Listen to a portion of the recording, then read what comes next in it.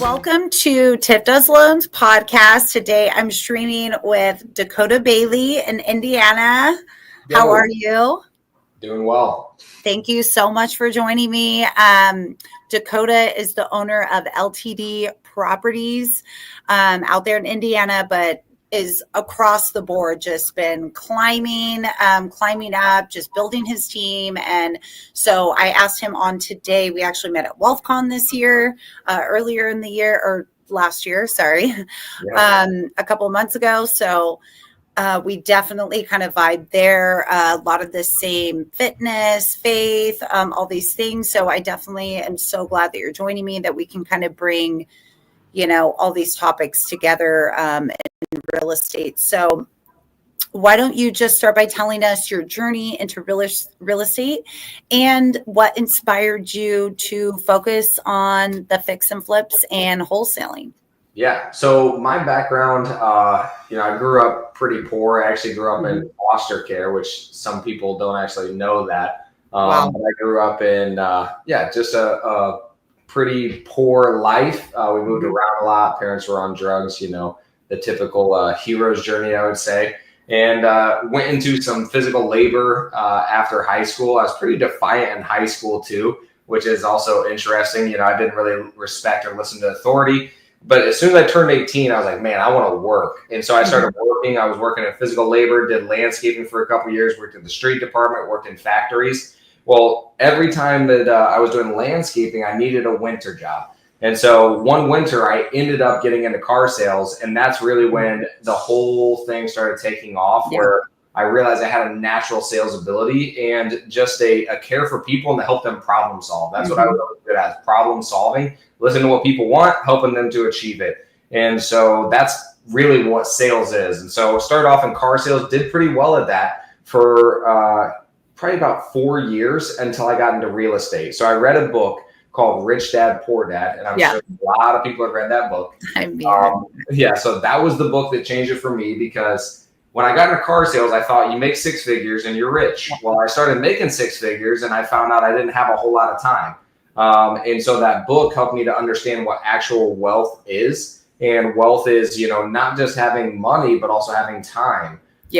And so that's really what got me started into real estate in general, was reading that book, having a different understanding. And then also realizing that I like to learn. I just like to learn about what I want to learn about. And then also what is going to get me on the trajectory that I want to go. I really feel like school didn't really help me with that. And so I didn't read books. And then I read Rich Dad, Poor Dad, and he said the same thing. I'm like, man, I feel like this book was written for me. So that's basically how I got started in real estate. And what was your, that's all amazing. I could totally relate. And I feel like most people, or a lot of people can, but to your ability to kind of learn like that, I kind of brushed it off too, because in school, I didn't really have a knack for that. But now you're starting to realize, it's because we have this entrepreneurial spirit that it just didn't hit. And then I started, I kind of had that click too with audiobooks, and then it just, now I built a business and did all these things. So it's absolutely, but that is amazing. I did not know your more of your upbringing too. And it's so amazing to see you here and succeeding like that, because I think it's Les Brown. He kind of tells a similar story of, two brothers that grew up in the same, and one took it and kind of created that life because, hey, it happened to us. Or the other one, had a very healthy relationship with his family and a business. And it's they took that and I didn't want that. So I grew this. 100%. So it's really amazing when you put the two perspectives together and to see what you built. So truly incredible. So kudos to you, and just thank you for sharing. And then going more into real estate, you focus on flips and wholesale. So what was the inspiration there? Going from car sales, did you, I know a lot of people, they go into realtor first and then they're like, no, did you do that? Maybe become an agent and then you're like, I'm not doing this, and then No. get into wholesale? Yeah, so my journey was actually a little bit different. I went into rentals first because I'm in Okay. Indiana. We could buy properties pretty cheap. And so we got up to probably like 20, 25 rentals. I started off with two partners. There's three of us, Logan and Tony. So they're friends of mine from high school. Yeah. Logan just reached out one day, was like, hey, bro, you ever thought about flipping houses? I was like, yeah, I've actually been reading books about it now for a couple of years. Yeah. And we're like, let's just do it. And so we ended up getting into rentals more than flipping, though. And so we got to like maybe 20 or 25 rentals. And then that's when we joined Ryan Pineda's program in around 2020. So about 2 years into buying rentals. We started in 2018 to 2020, and that's when we accumulated 20 to 25 rentals. And then Ryan's the one who really was like, dude, you guys got to start building a business that's actually going to generate cash flow, because we did realize that the rentals are more like a savings account. They're not actual money right now. They're not spitting off a crazy amount of cash flow, because with turnover and, all of that stuff, you're basically like a net. So it's more like a savings account than it is like a cash machine. And so that's when we're like, well, I think that flipping and wholesaling, creating a business for that really makes the most sense. And so that's what was really the transition, and the reason of why we switched it was because if we build a business that now we can step away from, now it's actually building and actually making like real money, as opposed to a couple $100 in rental cash flow. So 100%. Yeah. Do you still have those rentals, or still kind of keep them, but just not occurring them all the time? Yeah. What's crazy is, as we built the other model, what's funny is we actually ended up getting more rentals than what we were doing before when we only focused on them. So we have about 82 properties that me and my business partner co-own together here in Indiana. And we were building more as we're building the other ones, just because we're like, well, let's just keep these ones as rentals because we don't need the money right now, because we're making enough. And then later, and then later if you need it. Yep. And that's just and that's smart business too, because then you still get to keep it. So that's and have you and your partner always been connected like in this? So my business partner and I, we've been friends since I was 14. Wow. So we just started this thing together. We just recently started doing our own thing with the flipping side of things because I wanted to go further than he did, and we just had different disagreements, I suppose, on the direction that we want to go. We still co-own all the rentals, but the flipping company itself, we're just like, well, I think it makes sense for us to, separate on this one. So we own I think 15 businesses together, but then the one we just don't. Okay. And so I did want to touch on, I follow you on Instagram. I'll definitely leave that below for everybody else. But you and your team, I have been watching, you have built this, it more looks like a family on there. Everybody just succeeding and really accelerated this year. And I heard your prior story. So I feel like this year you guys really accelerated quite a bit. So are there key kind of strategies there that you tapped into, or how do you keep everybody performing at such high performance in this tough market? Because 2024 was not, it was still a bridge, it wasn't it. Now that it's over, we had high anticipations, but we had a couple solid months, but it wasn't as consistent as we thought it would be. Yeah. It was a tougher time than normal, and I do understand that. And I saw a lot of people that lost some money in different areas. I will say we're in Indiana, and so it's probably a little bit easier over here. So I don't want to take that away from anybody who's in California or Vegas or anything. But what I tell my guys, especially in hard times, is basically the hard times. Now we have to maybe work 3 times as hard to get the same result as what we got the year before. Yeah. And that's what I feel like we did, was we had to get better. We had to build better systems, better processes. We had to have the mindset that we're going to have to make more phone calls. We're going to have to make more offers. We're going to have to make sure that we're buying the properties and adjust for whatever we're seeing. So instead of the hold time being 6 months, well, now it's 8 months on average. And so we just account for whatever we think is going to happen based on what we're seeing. And then of course, like, yeah, just letting them know that, hey guys, it's going to be harder. It is going to be harder. That expectation. Yeah. And so you got to be better. And that is what it is. It's like, you have to be so much better than what you were before. And the nice thing about that is I believe that we build better systems, processes, and where we learn more in the times when it's hard. And then whenever it does become easy again, we're that much better that it just accelerates even more. So that's the kind of mindset that I get into whenever things get really difficult. Mm-hmm. This is a time to challenge yourself. This is a time to get better, to get more innovative. And whenever people are doing really well, a lot of times they don't evaluate, what am I doing that's causing the success? Usually the self-reflection goes whenever you're on the low side, whenever you're losing, whenever things are getting hard. I want to work to do it even when we're doing well, because like year after year, we've been doing better and better every single year. It's like, it's an exponential growth. And I do believe that that comes down to like the mindset. And even when we're winning, I remind the team, winning is not guaranteed. It's not a guaranteed win because of who we are. It's by what we did in order to get there. It's the principles, it's the discipline, it's the daily action. It's not going to automatically happen, because I noticed that happen in the team sometimes too. There's like, oh yeah, well, you know, we're the top people. We can do this stuff, and we don't like. No. What got us there was these things. If we stop, I promise you, you will not get it. It's like it will stop. It's like people who are in shape. They think that, oh, I'm in shape now, so I don't have to do it. Maybe it's not going to be as hard as what it used to be, because you're a little bit, you know, it's easier of a muscle. Like you could go back. Yeah, you could bounce back. Yep. 100%. Faster.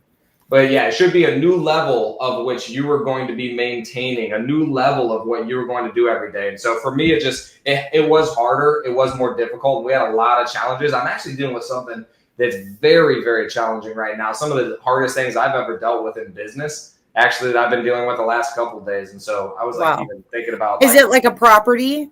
No, it's or like a business deal. It's multiple properties, and it involves lawsuits and different people coming at us and coming at our character and integrity and stuff, which is difficult for me. It's based on just people making up stuff that's hard for me, because a lot of the reasons why I got into business was to show that you can be in business and still maintain integrity and do the right thing, and that's being now questioned publicly from this guy, and he's telling a story that's not true. Yeah. It's very difficult for me, because when I go to explain it, he will then take the videos, post them, cut them, change them into whatever he wants. And then if I send a cease and desist, that goes on his thing. If I talk to him, that goes on his thing. If I make a post, he just rearranges it and it goes on his thing. So oh no. Yeah, so it's just an interesting scenario. And that's super tough right now, but we also know that how much that people can edit things, and 100%. You know, and most of what we're looking at, like now that we're living in our phones, most of what we're looking at is distorted, you know, like they have filters and they have, you know, and editing, and maybe they skip that part. And so even the media, it's like even the news, the media, everything. So it's definitely harder to find what truly resonates with you. And the way that I find some peace in it, because it's like, look, that person, if people know them in real life or, you know, what have you, it's never fully going to hold over somebody like you that is putting in the effort and the work to maintain that, you know, like being yourself. Like it's just, and it comes out of you naturally. Right. So it is. Yeah. I will say that it's always good over evil, you know, it's always going to shine brighter. I know that in the long run, it always plays out like that. And that's what I'm reminding myself, is that like God always prevails. Yeah. It is difficult. What I find, and the devil does this too, to Jesus. A lot of times what they do is they use variations of the truth, right? Mm-hmm. And so they're going to show parts of the truth and make up the rest of the story. And that's what the devil did when he was tempting Jesus, was he says, hey, you know, God said this, and he just misconstrues it just a little bit, but enough of it sounds right that you're like, oh yeah, let's go with that. And so that's what I feel like is being happened.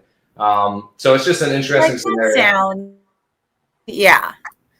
But I feel like you also, it's like, just keep doing what you're doing and holding that, you know, it's like for them, it's, for people that kind of distort things, eventually it's going to fall because it gets harder and harder to keep up with all the, everything they're distorting and everything they're making lies about. So, it's like that web of lies. Yeah. So it's like eventually, and then ultimately, if you're over here showing up every day and moving with good faith, it's going to be a tough time, but overall, I still am a believer that it will always come on top.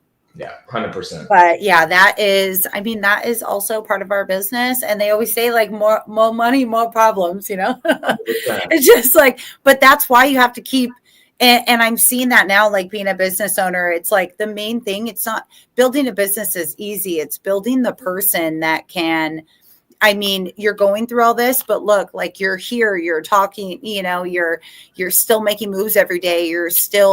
You're not losing sight of your fitness or your faith or your your business. So I think it's, we go through these lessons too, so we can build these big foundations that we have in our minds.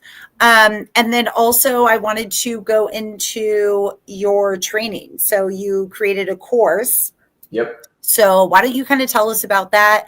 And is this course, do you only help people in Indiana or somebody out here in California? Or maybe I have a lot of people out here in Newport or LA, Orange County that do the fix and flips and in all kinds of states like Texas, Ohio is a big one.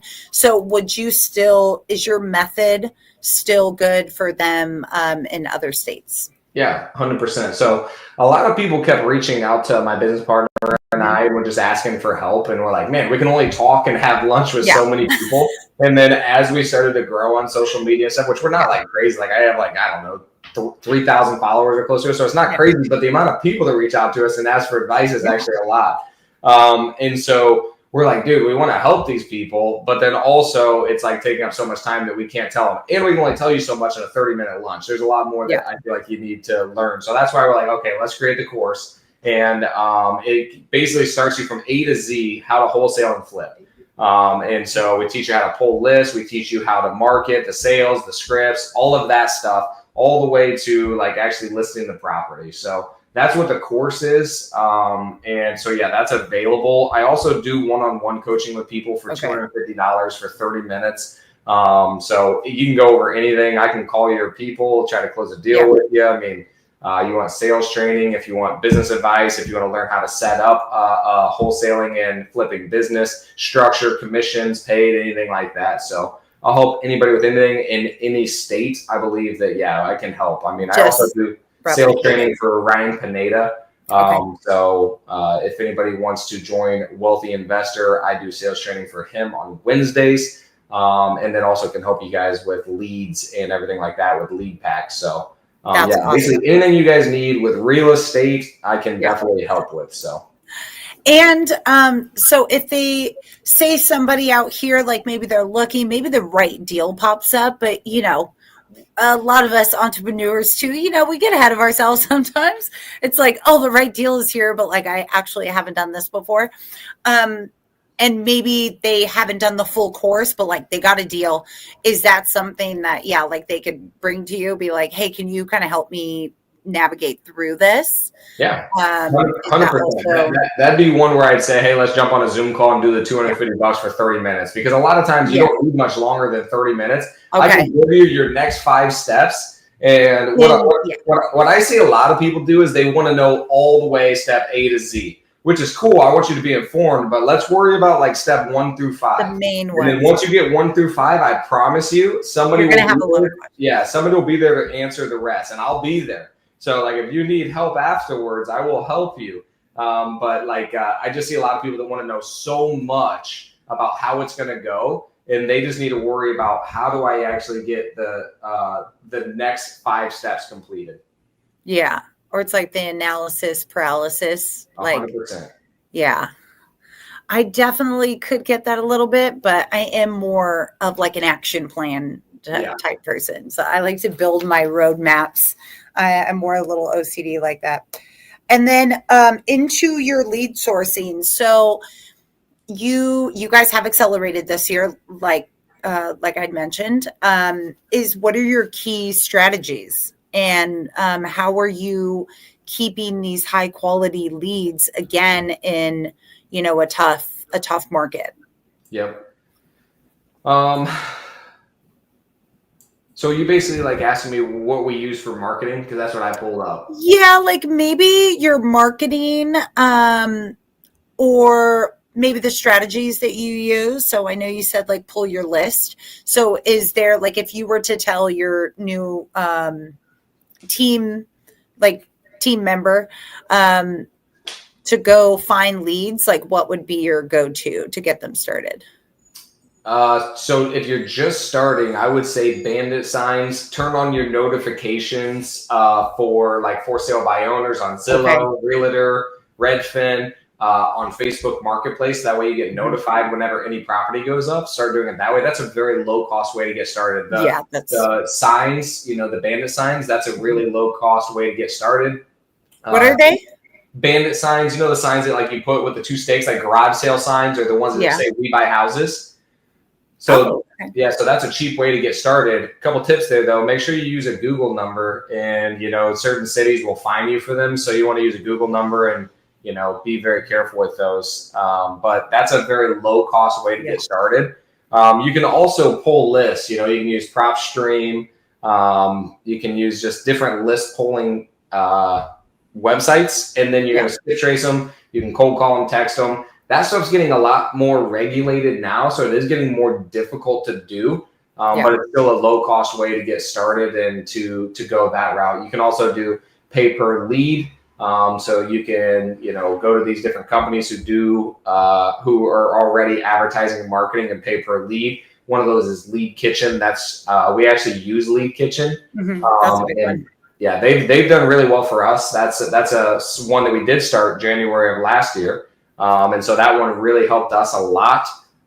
So I can go through all of ours. We use, direct mail, cold calling, texting. We do rerun TV ads, bandit signs. We have a Carrot website, so Carrot leads, referrals, obviously, Google Voice, Google pay-per-click, driving for dollars. And then we use, Pineda's, now I just forgot the name of them. I call them Pineda leads. Yeah. Because so we got it before Ryan named it Lead Kitchen. Yes. Before he called it Lead Kitchen, we called it Pineda lead. So that's in my mind. I remember that when you spoke at WealthCon. Yeah. And he would he laughed about it. He's like, that's so funny. Yeah, we still. But you guys didn't have a name for it. Yeah. Yeah. I do remember that.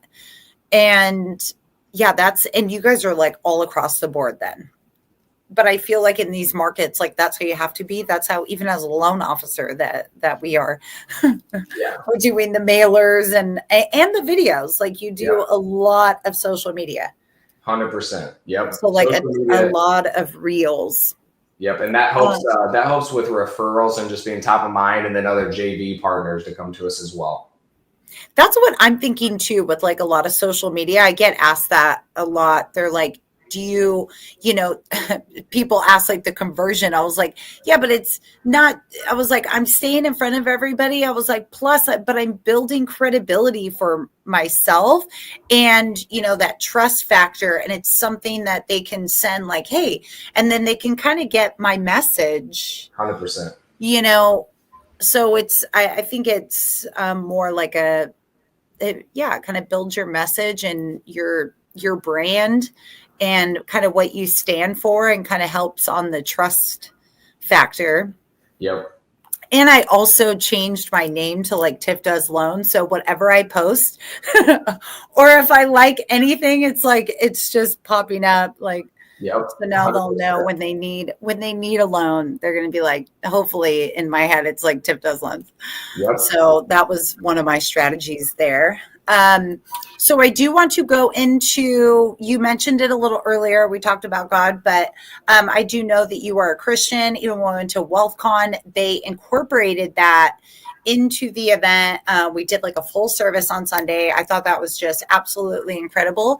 And I do follow you. You run a very faith-based business. Like you said, you want to run with integrity.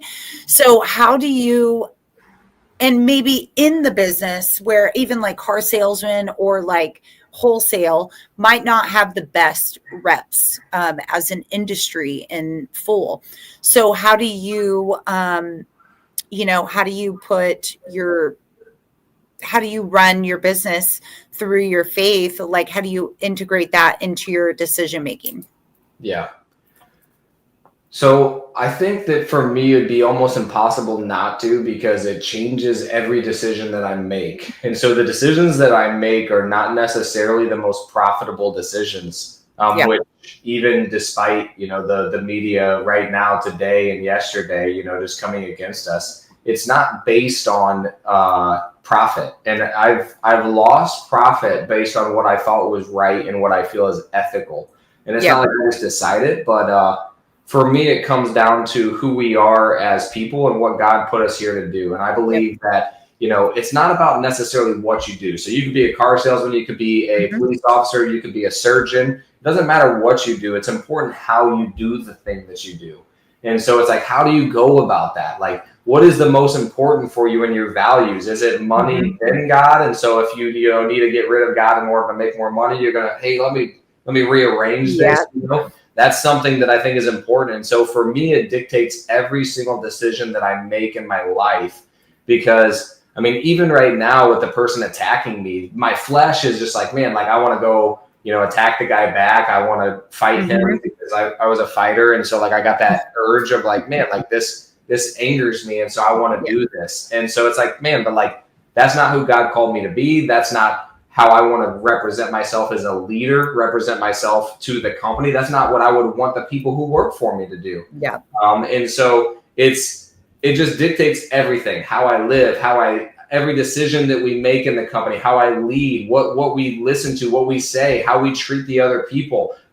Even like I have conversations with other acquisitions guys on, hey, dude, like you need to be more clear on what you're saying, because this person didn't understand because you were kind of dancing around it. Like be direct, and like that's important for me to like be direct as possible. That way it's giving them the best experience as well. So it all goes into absolutely everything that I do and decide. And I actually was really proud of this. It was our COO at the time. She moved to another company of ours that's a wedding business, but she asked like, what do you guys think we should get, all of the entire people for Christmas? And I said, let's get them a Bible. And so we got them a John Maxwell leadership Bible. Yeah. And so I got everybody Bibles, and I want them to be in the Word as much as possible too, because I believe that pierces through your heart and actually changes it. And that's something that I got into business for as well, is to grow ourselves, grow closer to God, and then bring as many people as possible to that. But then also to prove that you can be successful and still be a good person.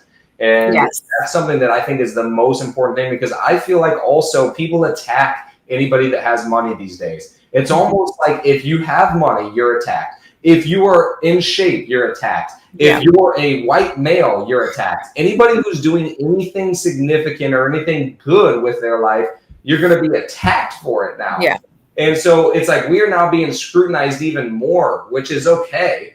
But also I want to prove that it's possible to still be that person and to still do the right thing in different scenarios. And so that's just important for me. Yeah. And for us as a team to show that example.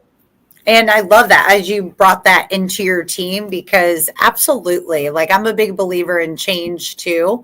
I have been like on a transformation the past couple of years. So I found my faith this year, I built that relationship this year. But the community and everything has been I mean, I just can't even, it's amazing. And then now I'm looking at different scenarios, just different, the way that I approach things. Yeah.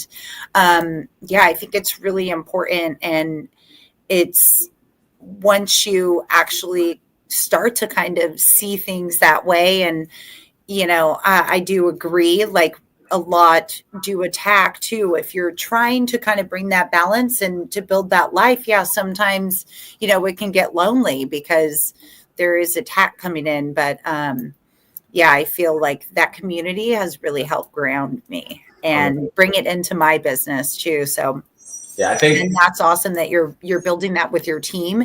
And that's the type of business and team that I want to build. And yeah, and just to be successful and not have to be shady. Like right.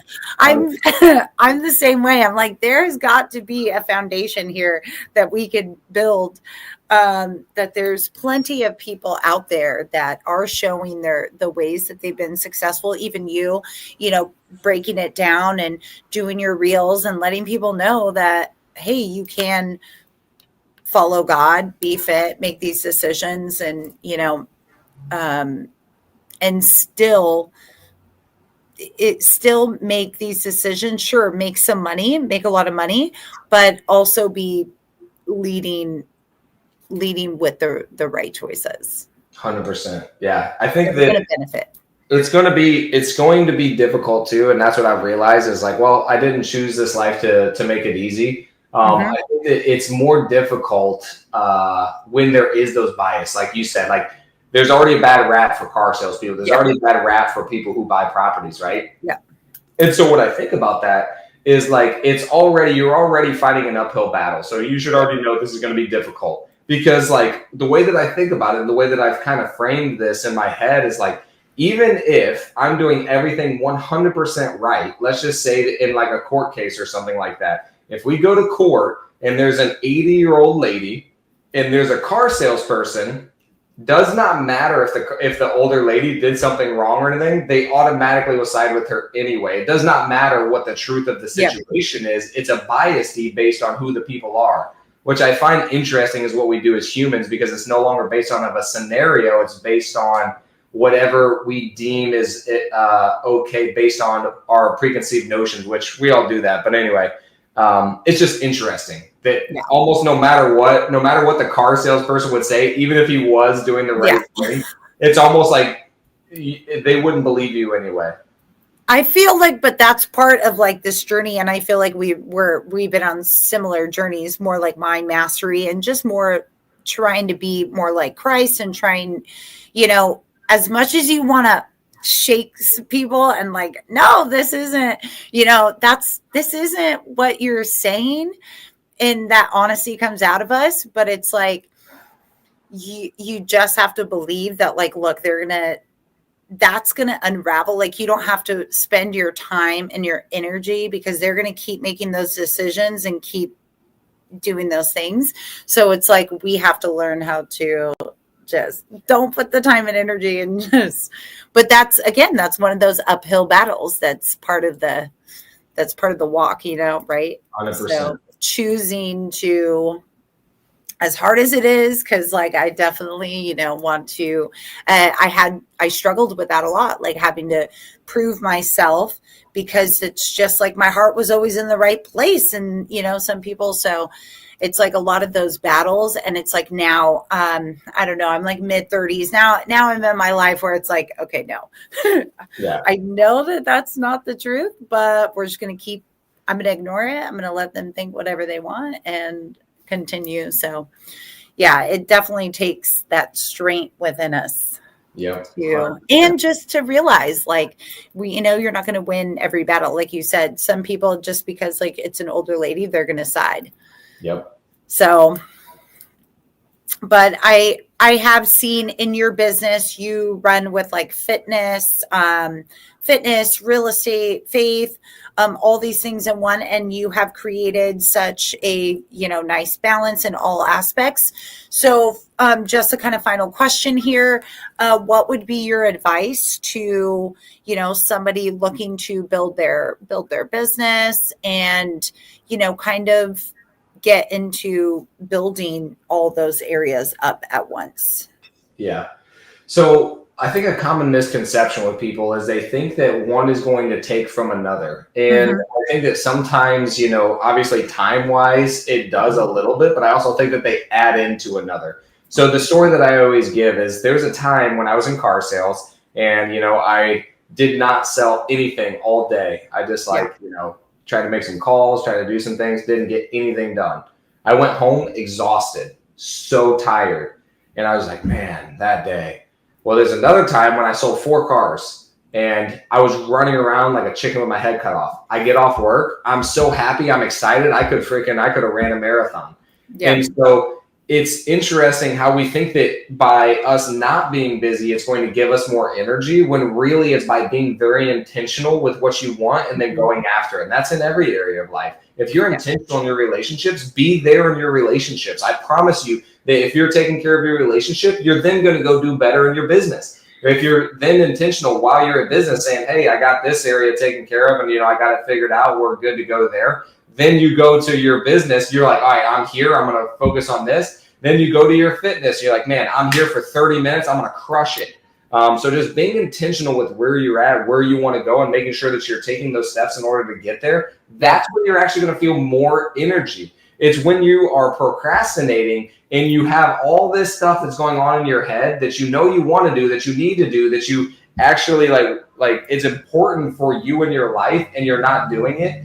I believe that is where you are going to start to deplete your energy. And other people think it's the exact opposite. They're like, man, I just need to chill out. I need to relax. I don't agree. I think that when you relax, you will feel worse because you're neglecting to do what you need to do. If you're showing up in your relationship, if you're showing up in your spirituality, if you're praying, reading your Bible, if you're showing up in your business, if you're working out, if you're showing up everywhere in your life, I think that it all helps every other single area. So I don't think that it's just like, oh yeah, I want to build my business. Like, no, I want to build my life.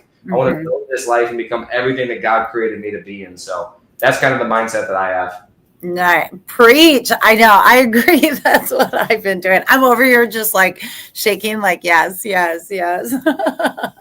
No, like 100%. I agree to everything that you said. Because that's what I did, a whole like transformation kind of rebuild, but I mean, a whole reboot. So it's been, a climb. And, sometimes it's a little more than the other, but I've definitely picked up where things are the best is when I'm present. Like if I'm at the gym, I wake up really early, I meditate, and then I go running or I go to the gym. So in this time, I'm waking up before everybody else. So not as many people, like people shouldn't really be texting me, but even if they do, I am not answering that until I'm done with my workout. The email can wait. These things can wait. Yep. So I can have that time and be there and reset. And I felt like that was like if I'm in my work, if I'm in my business, if I'm with my family, I'm with my family. I'm not on my phone. I'm not doing these things. And to just kind of separate them and be present. Yep. Has also like expedited everything and kind of given, and then I feel like people feel it too. Yep.